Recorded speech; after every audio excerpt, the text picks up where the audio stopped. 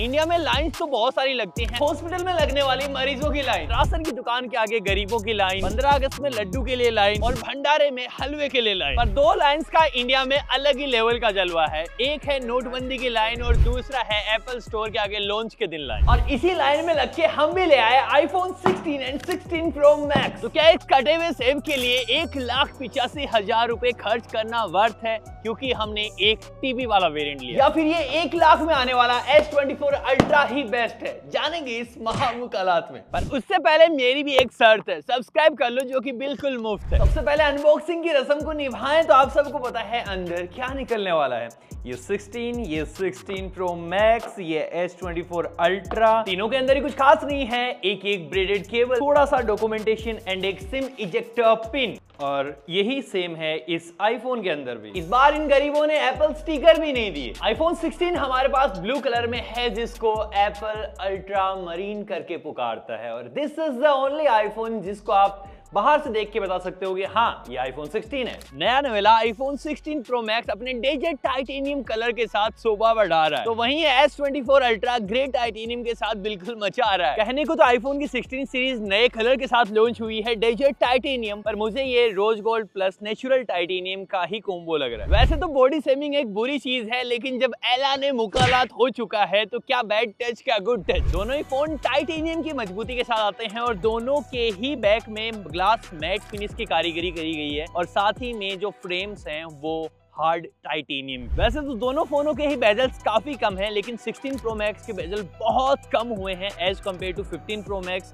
As well as S24 ultra से भी half bezel मिलते हैं। अब तक का सबसे बेस्ट फोन बोलूंगा मैं जिसमें आपको सबसे कम बेजल्स मिलते हैं। चाहे 13 को देख लो, चाहे 14 को देख लो, 15 को देख लो, सारे एक जैसे ही दिखते हैं। दोनों एकदम फ्लैगशिप लेवल के फोन हैं, तो चाहे नहाने के लिए साथ लेके जाओ या फिर इनको लेके पानी में डूब मरो। इस केस में जिसकी सांसें खत्म हो जाएंगी वो सिर्फ आप होगे, इन फोन को कोई फर्क नहीं पड़ने वाला है। अब है इनके वेट की बारी, देखते हैं कौन सा है कितना भारी। तो सबसे भारी लग रहा है ये S24 अल्ट्रा जो है 235 ग्राम्स का। उससे हल्का है 16 प्रो मैक्स जो है 229 ग्राम्स का। और दोनों ही फोन्स में 4 डिफरेंट कलर्स आते हैं, जिसमें आईफोन आता है desert titanium, natural titanium, white and black, और वहीं S24 अल्ट्रा आता है black, grey, yellow and violet titanium. कुछ एक्स्ट्रा बटन्स और फीचर्स की बात करूं तो S24 अल्ट्रा के अंदर मिलता है ये S पेन, जिससे आप काफी सारी मल्टीटास्किंग कर सकते हो।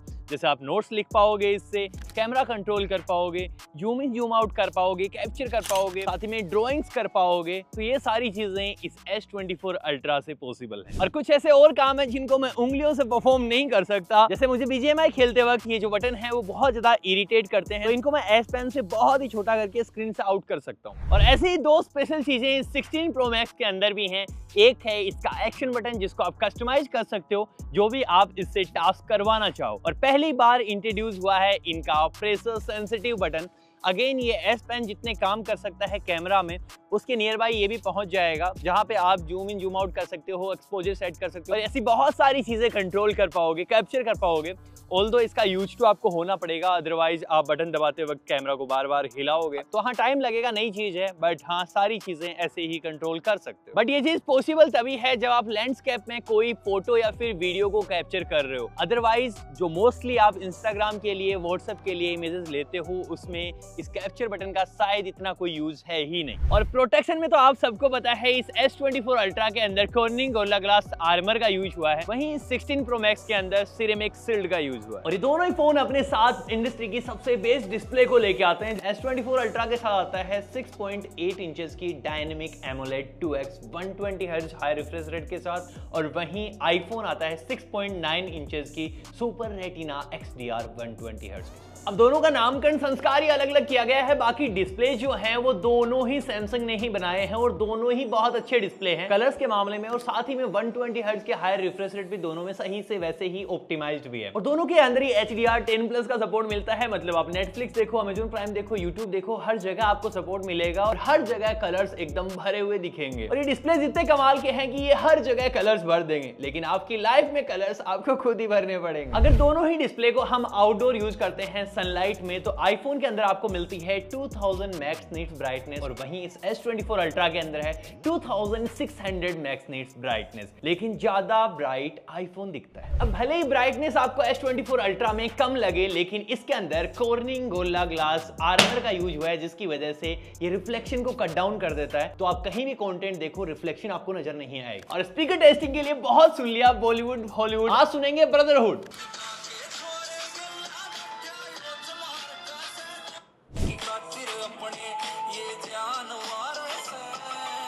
दोनों के स्पीकर काफी क्रिस्प है, लेकिन आईफोन ज्यादा लाउड है और इसके स्पीकर्स में ज्यादा बेस भी है। अब ये दोनों स्मार्टफोन इस वक्त इस दुनिया के सबसे बेस्ट स्मार्टफोन है। अगर कोई भी कितना भी अमीर इंसान हो, उनको इनको ही लेना पड़ेगा। इसके अलावा कोई भी इकोसिस्टम या फिर बाकी सारी चीजें इतनी अच्छी नहीं दे पाता है। तो एक तरफ है एंड्रॉइड का किंग, तो दूसरी तरफ है iOS का सरदार। तो ताकत के लिए इस S24 Ultra के अंदर है Qualcomm Snapdragon 8 जनरेशन 3 जो 4nm की आर्किटेक्चर पे आता है, और वहीं 16 Pro Max के अंदर है A18 Pro Bionic चिप जो 3nm की आर्किटेक्चर पे आता है। अब परफॉर्मेंस पॉइंट ऑफ व्यू से बात करें तो दोनों ही फोन में कोई कमी नहीं है, कभी आप इनको हैंग कर ही नहीं पाओगे नॉर्मल यूजर्स में। तो अंततः बेंचमार्क स्कोर में आईफोन जीत जाता है, इसके 1.7 मिलियन से भी ऊपर स्कोर है, वहीं S24 Ultra के 1.5 मिलियन से अबव। और ऐसा ही सेम हाल बेंचमार्क स्कोर्स में भी है, S24 Ultra के काफी कम है सिंगल कोर और मल्टी कोर स्कोर, वहीं एप्पल काफी आगे निकल जाता है। अब ये भी एक रीजन है कि 2 महीने बाद ही आपको नया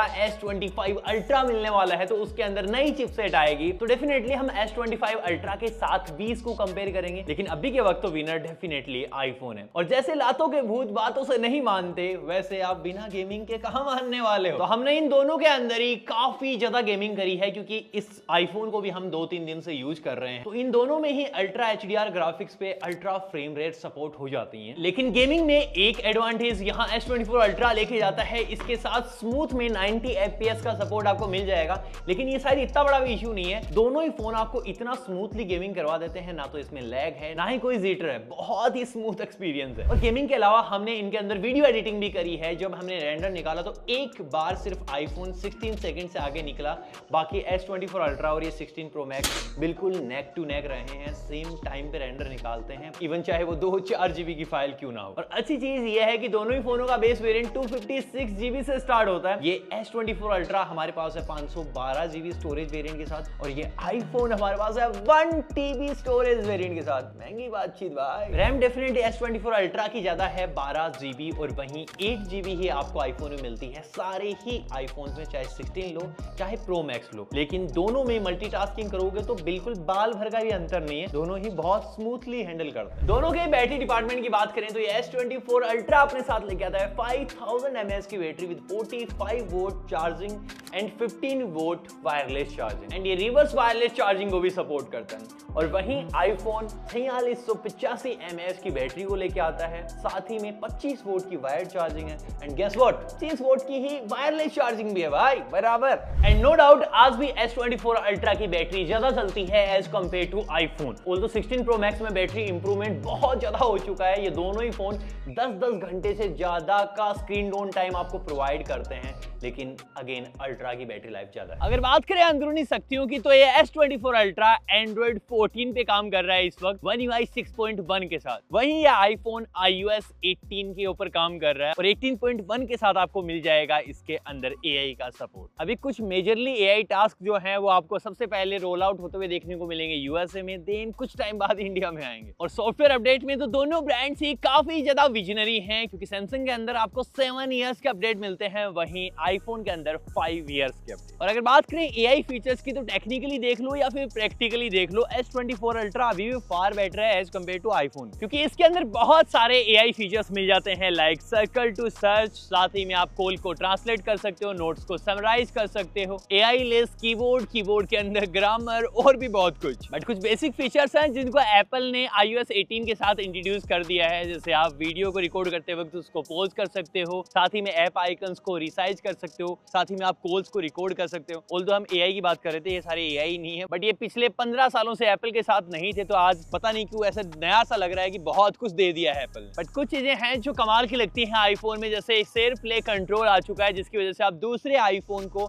अपने दूसरे आईफोन में मिरर कर सकते हो। और ऐसे ही सारे टिकटॉकर्स आईफोन को नहीं खरीद रहे भाई, अब आप सॉन्ग सुनते सुनते साथ में कुछ शूट भी कर सकते हो। और अब आता है सदी का सबसे बड़ा कंपैरिजन, चाहे कोई गरीब हो, चाहे अमीर हो, चाहे टेकी हो, चाहे नलबट्टा सन्नाटा, सबको जानना है कि आईफोन का कैमरा ज्यादा बेटर है लेटेस्ट वाले का या फिर लेटेस्ट S24 अल्ट्रा का। और हो भी क्यों ना, एक चांद की फोटो लेने के लिए फेमस है तो दूसरा धरती में खड़ी चांदनी की। सैमसंग के अंदर है चार कैमरास, 200 मेगापिक्सल का प्राइमरी सेंसर, उसके बाद 50 मेगापिक्सल का टेलीफोटो सेंसर जो 5x ऑप्टिकल जूम कर सकता है, और उसके बाद 10 मेगापिक्सल का ही टेलीफोटो सेंसर जो 3x ऑप्टिकल जूम कर सकता है, और चौथा है 12 मेगापिक्सल का अल्ट्रा वाइड लेंस। और वहीं आईफोन के अंदर 48 मेगापिक्सल का प्राइमरी सेंसर, 48 मेगापिक्सल का ही पहली बार इंट्रोड्यूस किया है जिसको ultra wide lens, and again 12 megapixel का 5x telephoto sensor with lidar sensor. दोनों ही फोनों से हमने नॉर्मल मोड में काफी सारी पिक्चर्स ली हैं। सन के अगेंस्ट जब पिक्चर ली तो पता चला कि आईफोन भाई सूरज को तो काफी अच्छे से बैलेंस कर रहा है, लेकिन आसपास की चीजों को डार्क कर दे रहा है, जिसकी वजह से ऐसा लगता है कि HDR का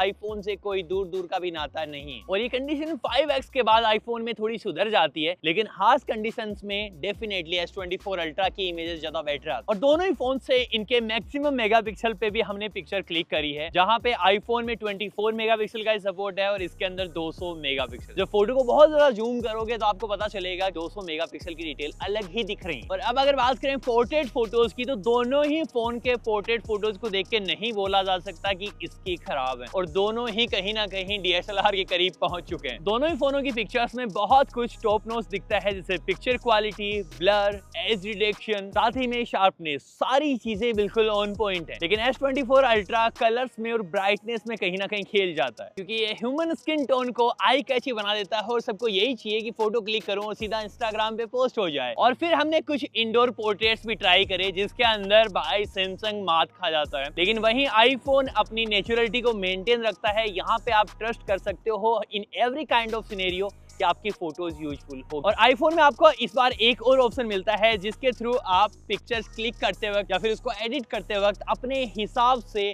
हर एक कलर को मेंटेन कर सकते हो कैसे आपको पिक्चर चाहिए। और वहीं इन दोनों की 100x वाली फोटोज की बात करें तो हम सबको पता है कि ये एडवांटेज सिर्फ सैमसंग के पास ही है, लेकिन 25x तक जहां तक आईफोन भी जूम कर सकता है, बिल्कुल नेक टू नेक एक दूसरे को टक्कर देते हैं। लेकिन आप दोनों को साइड बाय साइड रख के देखोगे तो आप अगेन S24 अल्ट्रा की पिक्चर्स को ही ज्यादा बेटर बताओगे, और उसका इकलौता रीजन सिर्फ कलर्स ही हैं। और पहली बार आईफोन में 48 मेगापिक्सल का अल्ट्रा वाइड लेंस डाला गया है, और जिसके रिजल्ट सामने दिख रहे हैं। फोटो ज्यादा वाइडर हैं, डिटेल भी बिल्कुल मेंटेन। और अब दोनों ही फोन जो हैं 4K 60 FPS में शूट कर रहे हैं, दोनों की ही सेम रेजुलेशन है बिल्कुल।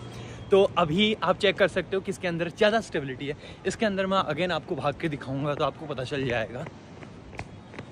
देखो कितनी क्लियरली चीज़ों को विजिबल करता है, शेडोज़ को गायब कर रहा है, मतलब जो डार्क पार्ट है वो भी डार्क रह नहीं जा रहा है। वीडियो में स्टेबिलिटी डेफिनेटली आईफोन की कोई मैच नहीं कर सकता। ये जो वीडियो है इन दोनों के ही मैक्सिमम रेजुलेशन पे शूट हो रही है, जहां S24 अल्ट्रा शूट करता है 8K 30 FPS में, और वहीं आईफोन शूट कर रहा है 4K 120 FPS में। और भाई लिटरली ये बहुत ही कमाल की चीज़ है कि 4K 120, 8K 30 FPS, ये बहुत बड़े बड़े नंबर्स होते हैं, और इन दोनों ही फ़ोनों ने ये अचीव करे हैं।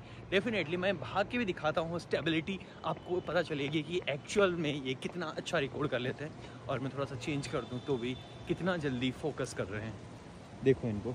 और दोनों ही फोन्स के अंदर 12 मेगापिक्सल का सेल्फी सेंसर है। दोनों ही इंडोर में बिल्कुल सिमिलर सी ही फोटोज क्लिक करते हैं, लेकिन आईफोन आउटडोर में आते ही अपनी नेचुरलिटी का धर्म भूल जाता है, क्योंकि इसको भी पता है कि इसकी फोटो ज्यादा पापा की परियां लेती हैं, तो यहाँ पे कलर्स इंटीग्रेट करना बहुत ज्यादा जरूरी है। लेकिन समहाउ मुझे ये चीज बोलनी पड़ेगी कि दोनों की सेल्फीज को अगेन साइड बाय साइड रखा जाए तो S24 अल्ट्रा की पिक्चर थोड़ी सी ज्यादा बेटर है एज कम्पेयर टू आईफोन। दोनों की ही फ्रंट साइड की बात, और आईफोन मुझे बहुत ब्राइट लग रहा है भाई इसमें डिस्प्ले में। आई डोंट नो, दोनों की ही मैंने मैक्स ब्राइटनेस कर रखी है। S24 अल्ट्रा जो है वो थोड़ा सा चेहरे को और गोरा करने में इस तरीके में ध्यान रख रहा है, लेकिन आईफोन की बहुत ही नेचुरल चीज़ें आ रही हैं। देखो मेरे नाक की फुंसी भी एकदम क्लियरली विजिबल है। और भाई हाँ, डेफिनेटली मैं कह सकता हूँ कि वीडियोग्राफी आईफोन के नीचे नीचे ही है। अभी मैं सूरज के बिल्कुल अगेंस्ट में खड़ा हूँ, और यहाँ पे किसने कितना अच्छे से मैनेज कर रखा है। आप डेफिनेटली देख सकते हो। लेकिन एक सबसे बड़ी प्रॉब्लम है, जो चीज़ अच्छी होती है उसके साथ डेफिनेटली कमियां भी निकल के आती हैं, और वो आईफोन के साथ है। आईफोन के आपको जब धूप में शूट कर रहे होगे तब आपको बार बार मिलेगा iPhone need to be cool down.